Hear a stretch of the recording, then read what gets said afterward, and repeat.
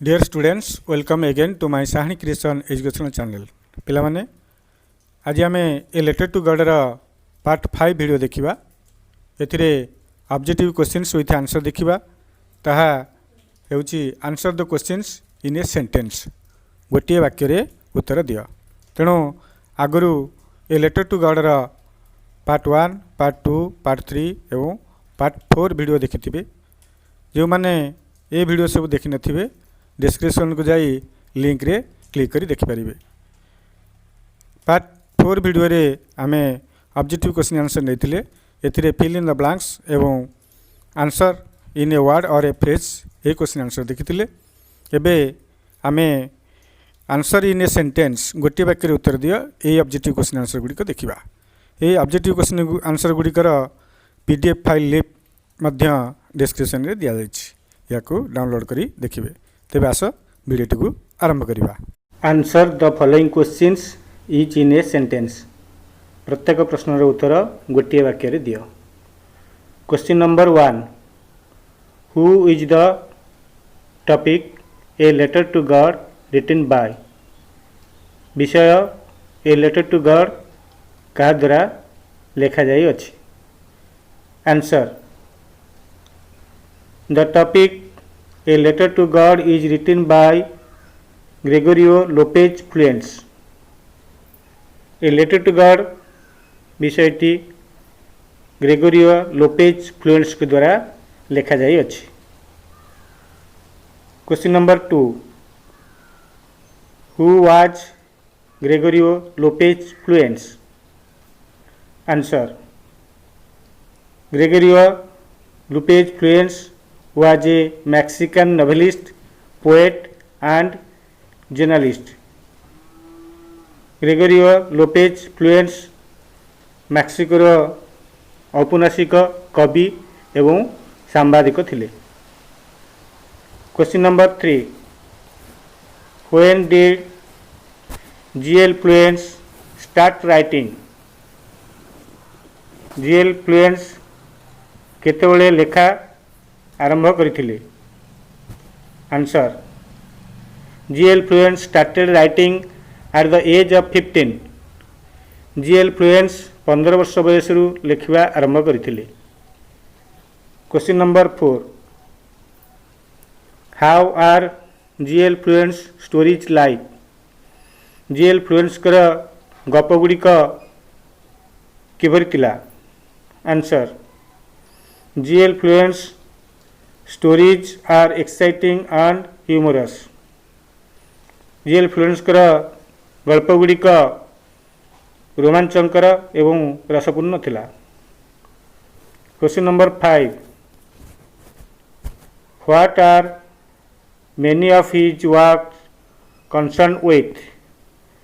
तांकर अधिकांश लेखा केउ विषय रे संपर्कित थिला?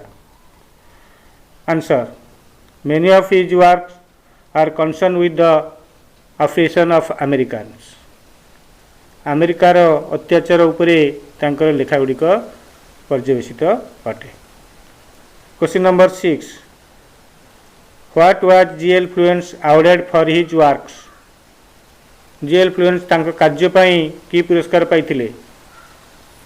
Answer G.L. Fuentes was awarded the National Prize of Arts and Science for his works in 1935. G.L. Fuentes 1935 मसीह कला एवं विज्ञान पई जातीय पुरस्कार लाभ करथिले।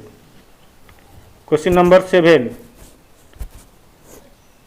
Who is the main character of the text A Letter to God? A Letter to God प्रबंधर मुख्य चरित्र किए अटे? Answer Lencho is the main character of the text a letter to God. Lencho हेउची ए लेटर टू गॉड रा मुख्य चरित्र।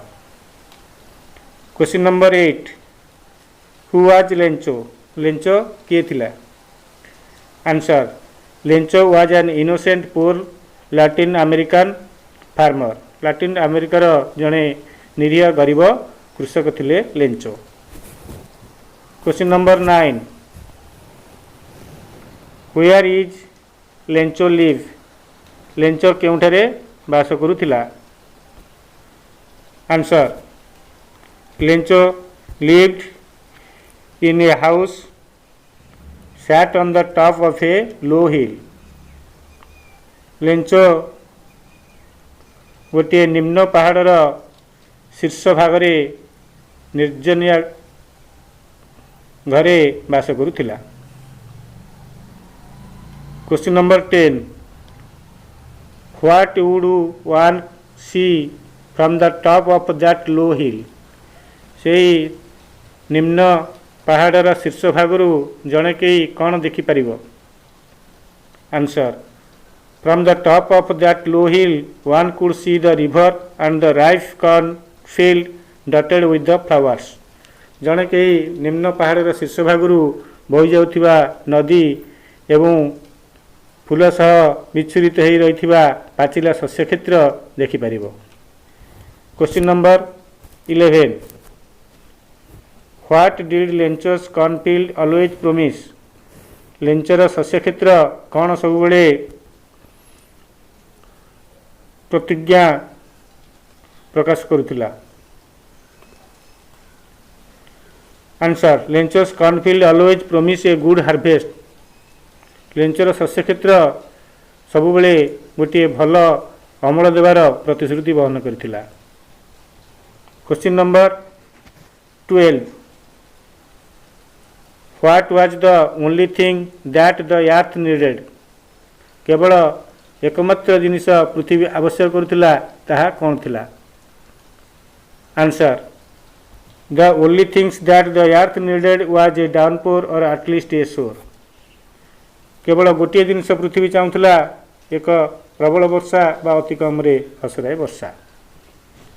Question number 13 what did Lencho know intimately? Lencho अति निबिड़ भाव कौन जानिथिला? Answer Lencho knew his fields intimately. Lencho तार शस्य क्षेत्र को अति भल भाव जानिथिला। Question number 14 where did Lencho look at throughout the morning? दिन सारा लेंचो केउ आड़ को चाह रही? Answer Lencho looked at the sky towards the north east throughout the morning. दिन सारा लेंचो उत्तर पूर्व आकाश को चाह रही। Question number 15 what was Lencho's wife preparing in the evening? संध्यारे लेंचर स्त्री कौन प्रस्तुत करुले? Answer Lencho's wife was preparing supper for her family in the evening. संध्यारे लेंचर स्त्री तांकर परिवार पई सुपर बा रात्रि भोजन प्रस्तुत करुले। Question number 16 what happened when Lencho was having his meal? Lencho जितेबाला भोजन करुला बा खाद्य खाऊला से कौन घटिला? Answer big drops of rain began to fall when Lencho was having his meal. Lencho जितेबाला खाऊला से बड़ बड़ वर्षा टोपा पड़ा लगिला। Question number 17 what could be seen approaching in the north east direction? उत्तर पूर्व दिगरू कौन माड़ी आसुथिबार देखा जाइथिला? Answer in the north east directions huge mountains of clouds could be seen approaching. उत्तर पूर्व आकाशरू विराट पर्वत आकार मेघ माड़ी आसुथिला। Question number 18 why did Lencho go out when his drops of rain began to fall? जेतोले वर्षा बिंदु पड़ा लगिला लेंचो कहीं बाहर को जाइथिला? Answer Lencho went out to have the pleasure of feeling the rain on his body. ता शरीर रे वर्षा बिंदुर आनंद उपभोग करने लेंचो बाहर को गला। Question number 19 what did Lencho consider the big and the little drops of rain? Lencho बड़ बड़ एवं छोट वर्षा बिंदु गुड़ी को कौन रूपे विवेचना करथिला? Answer Lencho consider the big drops of rain as 10 cent pieces and the little ones as 5. ଲେଞ୍ଚ ବିବେଚନା କରିଥିଲା ବଡ଼ ବଡ଼ ବର୍ଷା ଟୋପା ଗୁଡ଼ିକ 10 ସେଣ୍ଟ ମୁଦ୍ରା ଏବଂ ଛୋଟ ଗୁଡ଼ିକ 5 ସେଣ୍ଟ ମୁଦ୍ରା ଭାବରେ। Question number 20. What did Lencho regard the field of rice corn with its flowers with a satisfied expression? ଏକ ସନ୍ତୋଷଜନକ ଅଭିବ୍ୟକ୍ତିରେ ଲେଞ୍ଚ ତାର ପାଚିଲା ଶସ୍ୟ କ୍ଷେତ୍ର ଫୁଲ ସହିତ କ'ଣ ଭାବରେ ବିବେଚନା କରିଥିଲା? Answer with a satisfied expression। ଗୋଟେ ସନ୍ତୋଷଜନକ ଅଭିବ୍ୟକ୍ତିରେ Lencho regarded the field of rice corn with its flower ଫୁଲ ଗୁଡ଼ିକ ସହିତ ତାର ପାଚିଲା ଶସ୍ୟ କ୍ଷେତ୍ରକୁ ବିବେଚନା କରିଥିଲା as a draft in a curtain of rain. ବର୍ଷାର ଚାଦର ତଳେ ସତ ଯେମିତି ଶସ୍ୟ କ୍ଷେତ୍ରଟି ଶୋଇଯାଇଛି। Question number 21। Why did the boys exposing themselves to the rain run out? କାହିଁକି ବାଳକମାନେ ନିଜକୁ ବର୍ଷାରେ ଭିଜେଇ ବାହାରକୁ ବାହାରି ଆସିଲେ? Answer the boys exposing themselves to the rain ran out to collect the frozen peels। ବାଳକମାନେ ନିଜକୁ ବର୍ଷାରେ ଭିଜେଇ ବାହାରକୁ ବାହାରି ଆସିଥିଲେ ବରଫ ମୁକ୍ତା ଗୁଡ଼ିକ ସଂଗ୍ରହ କରିବା ପାଇଁ। Question number 22। Where did the hail rain? କେଉଁ ସ୍ଥାନ ଗୁଡ଼ିକରେ କୁଆପଥର ବର୍ଷା ହୋଇଥିଲା? Answer the hail rained on the house, the garden, the hillside, the cornfield, on the whole valley। କୁଆପଥର ବର୍ଷା ଘର ଉପରେ ହେଇଥିଲା, ବଗିଚାରେ ହେଇଥିଲା, ପାହାଡ଼ ପାର୍ଶ୍ୱରେ ହେଇଥିଲା, ଶସ୍ୟ କ୍ଷେତ୍ରରେ ହେଇଥିଲା, ଏମିତି ସମ୍ପୂର୍ଣ୍ଣ ଉପତ୍ୟକାରେ ହୋଇଥିଲା। Question number 23। How did Lencho's cornfield look like after the hailstorm had passed? କୁଆପଥର ବର୍ଷା ଚାଲିଗଲା ପରେ ବା କୁଆପଥର ଝଡ଼ ଚାଲିଗଲା ପରେ ଲେଞ୍ଚୋର ଶସ୍ୟ କ୍ଷେତ୍ର କିଭଳି ଦେଖାଯାଉଥିଲା? Answer after the hailstorm had passed, Lencho's cornfield looked white as if it was covered with salt। କୁଆପଥର ଝଡ଼ ଚାଲିଗଲା ପରେ ଲେଞ୍ଚୋର ଶସ୍ୟ କ୍ଷେତ୍ର ଧଳା ଦେଖାଯାଉଥିଲା, ସତ ଯେମିତି ଏହା ଲୁଣରେ ଆଚ୍ଛାଦିତ ହୋଇଥିଲା। Question number 24। What happened to Lencho's corn after the hailstorm had passed? କୁଆପଥର ଝଡ଼ ଚାଲିଗଲା ପରେ ଲେଞ୍ଚୋର ଶସ୍ୟ କ୍ଷେତ୍ରର କ'ଣ ଘଟିଥିଲା? Answer after the hailstorm had passed, କୁଆପଥର ଝଡ଼ ଚାଲିଗଲା ପରେ the corn was totally destroyed, ଶସ୍ୟ ଗୁଡ଼ିକ ସମ୍ପୂର୍ଣ୍ଣ ଭାବରେ ନଷ୍ଟ ହୋଇଯାଇଥିଲା। Question number 25। Where did Lencho stand after the hailstorm had passed? ଝଡ଼ ଚାଲିଗଲା ପରେ ଲେଞ୍ଚ କେଉଁଠାରେ ଛିଡ଼ା ହୋଇଥିଲା? Answer after the hailstorm had passed, Lencho stood in the middle of the field to see its effect। କୁଆପଥର ଝଡ଼ ଚାଲିଗଲା ପରେ ଲେଞ୍ଚୋ ତାର ଶସ୍ୟ କ୍ଷେତ୍ରର ମଝିରେ ଛିଡ଼ା ହୋଇଥିଲା ଏହି ଝଡ଼ର ପ୍ରଭାବ ଦେଖିବା ପାଇଁ ବା କ୍ଷତି ଦେଖିବା ପାଇଁ। Question number 26। What was in the heart of all who lived in that solitary house? ସେ ନିର୍ଜନିଆ ଘରେ ବାସ କରୁଥିବା ଲୋକମାନଙ୍କର ହୃଦୟରେ କ'ଣ ଥିଲା? Answer in the heart of all who lived in that solitary house, ସେହି ନିର୍ଜନିଆ ଘରେ ବାସ କରୁଥିବା ସମସ୍ତଙ୍କ ହୃଦୟରେ there was a single hope, କେବଳ ଗୋଟିଏ ମାତ୍ର ଆଶା ଥିଲା, help of God, ଭଗବାନଙ୍କ ଠାରୁ ସାହାଯ୍ୟ। Question number 27। What did Lencho think of all through the night? ଲେଞ୍ଚୋ ସାରା ରାତି କ'ଣ ଚିନ୍ତା କରିଥିଲା? Answer all through the night, Lencho thought only of one hope, the help of God। ସାରା ରାତି ଲେଞ୍ଚୋ କେବଳ ଗୋଟିଏ କଥା ଚିନ୍ତା କରିଥିଲା, ଗୋଟିଏ ଆଶା, ତାହା ଥିଲା ଭଗବାନଙ୍କ ଠାରୁ ସାହାଯ୍ୟ। Question number 28। Lencho was a hard working farmer, but still he knew one thing what was Lencho थिला जड़े कठिन परिश्रमी कृषक तथापि से गोटे कथा जानिथिला ताहा कौन थिला answer Lencho was a hard working farmer Lencho गोटे कठिन परिश्रमी कृषक थिला बट स्टिल किंतु तथापि ही न्यू वन थिंग केवल से गोटे कथा जानिथिला it was how to write हेतिला किभली लेखा जीवो बा लेखा पढ़ा से जानिथिला। Question number 29 at what time of the day did Lencho write the first letter to God Lencho भगवान को निकटू तार प्रथम चिठी दिन केउं समय लिखिथिला answer Lencho wrote the first letter to the God at the day break प्रति शुरू बा सकाळू भोर सकाळू द फॉलोइंग संडे ता परवर्ती रविवार दिन भोर सकाळू बा प्रति शुरू से भगवान को निकटू तार प्रथम चिठी लिखिथिला। Question number 30 why did Lencho request God for some monetary help किछि आर्थिक सहाय्य कहीं लेंचो भगवान को अनुरोध करथिला answer Lencho requested God for some monetary help किछि आर्थिक सहाय्य पई लेंचो भगवान को अनुरोध करथिला in order to sow his field again तार शस्य क्षेत्र रे पुणी थरे बिहन बुणिया पई and to live until the crop came फसल अमल होवा पर्यंत सेथिरे चलिया पई। Question number 31 how did the postman react to see the letter to God भगवान को निकट को चिठी देखी पोस्टमैन जनक किभली प्रतिक्रिया प्रदर्शन करथिले answer the postman laugh heartily to see the letter to God भगवान को निकट को चिठी देखी पोस्टमैन जनक हृदय खोला हस हसी।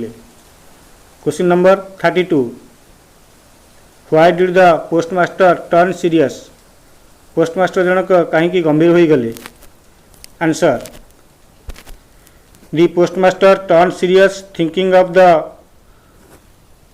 Unflinching faith of the writer in God लेखकर अतुट भगवान का उपरे विश्वास पाई पोस्टमास्टर जनक गंभीर हो जाइथिले। Question number 33 what did the postmaster resolve to do postmaster जनक कौन करिया पाई मनस्थ कले बा दृढ़ निष्पत्ति नेले answer the postmaster resolve to answer the letter चिठीर उत्तर देवा पाई पोस्टमास्टर जनक दृढ़ निष्पत्ति नेले। Question number 34 how did the postmaster collect money postmaster किभली टंका संग्रह करथिले answer the postmaster collected money from his employees several of his friends and he himself gave a part of his salary postmaster जनक तांका कर्मचारी मानक ठारू किछि टंका साहाय्य कले संग्रह कले एवं तांकर केतक बंधु मानक ठारू एवं से निजे मध्य a part of his salary तांका दरमार किछि अंश देथिले। Question number 35 how did the postmaster prepare the envelope address to Lencho Lencho निकट को लफा फटिया पाई पोस्टमास्टर जनक किभली प्रस्तुति करथिले answer the postmaster put the money in an envelope address to Lencho Lencho ठिकाना लिखि गोटे लफा परे लेंचो टंका रखिले and with a letter containing only a single word as a signature God एवं चिठी रे केवल गोटे पद लिखिले बा गोटे शब्द लिखिथिले ता भगवान दस्खस्त भाव रे God. Question number 36 what do you mean by the expression an act of charity the an act of charity परिप्रकाशर अर्थ कहले तुम्हें कौन बुझ answer the expression an act of charity means an act of giving money food clothes etc to help the people who are in need जो लोक मानकर खाद्य वस्त्र एवं टंका आवश्यकता अछि ताकू प्रदान करिबा हेउची an act of charity। Question number 37 What do you mean by the expression an ox of a man?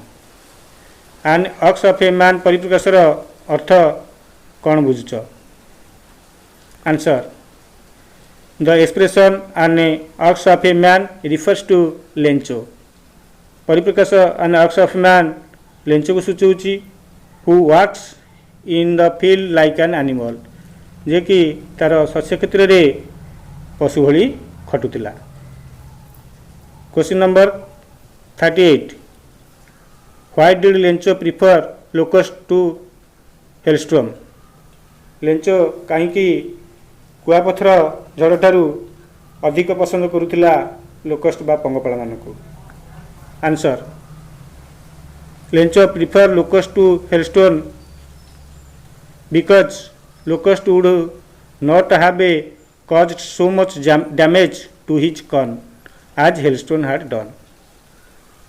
Lencho कुआपथर झड़ अपेक्षा पंगपाल को अधिक पसंद करुला कारण पंगपाल माने हुए तो तार एते क्षति कर फसलर जमती कि कुआपथर झड़ कर देइथिला. Question number 39. Why did Lencho come to the post office a bit earlier than usual? सबुदिन ठारू लेंचो कहीं टिके सहल पोस्ट ऑफिस की आसीथिला. Answer. Lencho came to the post office a bit earlier than usual to ask if there was a letter for him. Lencho सबुदिन ठारू सहल post office आसीथिला पचारिया पई ता पई किछि चिट्ठी थिला कि नाही बोली. Question number 40. How did Lencho react on seeing the money? टंका देखी लेंचो किभली प्रतिक्रिया प्रदर्शन करथिला. Answer. Lencho showed not the slightest surprise on seeing the money. Lencho टंका देखी सामान्यतम आश्चर्य होई नथिला कारण because he had great confidence in God. तार भगवान को ऊपर गभीर आत्मविश्वास थिला. Question number 41. Why did not Lencho show the slightest surprise on seeing the money? टंका देखी कहीं लेंचो सामान्यतम प्रतिक्रिया प्रदर्शन कर नथिला. Answer. Lencho showed not the slightest surprise on seeing the money because he had great confidence in God. Lencho सामान्यतम प्रतिक्रिया प्रदर्शन कर नथिला टंका गुड़िक देखी कारण तार भगवान को ऊपर गभीर आत्मविश्वास थिला. Question number 42. When did Lencho get angry? Lencho केतबेले रागी जाइतिला. Answer. Lencho got angry when he counted the money. जेतबेले से टंका गणिला सेतबेले से रागी जाइतिला. क्वेश्चन नंबर 43. Why did Lencho want to write the another letter to God? Lencho कहीं इच्छा करथिला आ गोटे चिठी भगवान को निकट को लिखिबा पाई. Answer. Lencho wanted to write another letter to God because कारण he received only 70 pesos instead of 100 pesos. से 70 पेसो पाइथिला किंतु से 100 पेसो मागिथिला. तेणु 100 पेसो बदल से जेहेतु 70 पेसो बा 70 मुद्रा पाइथिला तेणु से भगवान निकट को आ गोटे चिठी लिखा इच्छा करथिला. Question number 44. Why did Lencho go up to the window of the post office? Lencho कहीं डाकघर झरका निकट को गला. Answer. Lencho went up to the window of the post office to ask for a paper and ink. कागज एवं काली मागिया से post office झरका निकट को गला. Question number 45.